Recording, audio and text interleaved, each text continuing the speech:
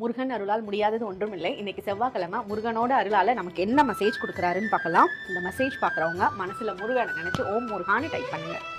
நீங்க போயிட்டு இருக்க பாதை கரடு முரடா இருந்தாலும் நீங்க போய் சேரக்கூடிய பாதை நீங்க எதிர்பார்த்த இடமா தான் இருக்க போகுது. அந்த இடத்துக்கு தான் உங்களுக்கு இந்த பாதை கொண்டுட்டு போய் விட தான் போகுது.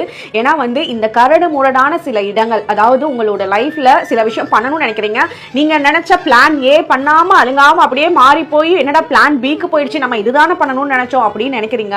பட் முருகன் உங்களுக்கு மேல இருந்து எல்லாம் அப்படியே கேம் பிளே பண்ற மாதிரி நகர்த்திட்டு இருக்காரு. உங்களை கரெக்டான இடத்துக்கு நீங்க தெரியாம இங்க தப்போ அங்க தப்போ அப்படி இப்படின்னு குழப்பிக்கிறீங்க. எதுவுமே தப்பு இல்ல. நீங்க கரெக்டா போயிட்டே இருங்க.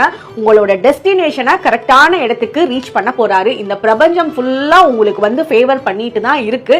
நீங்க அந்த நம்பிக்கையை மட்டும் இந்த இடத்துல பிரபஞ்சத்துக்கு மேல விட்டுட்டு முருகனை நினைச்சு நீங்க வழிபாடு பண்ணிட்டே வாங்க. கண்டிப்பா முருகனோட பிளெஸிங்ஸ் உங்க கூடயே இருக்கும், எங்கேயும் போகாது.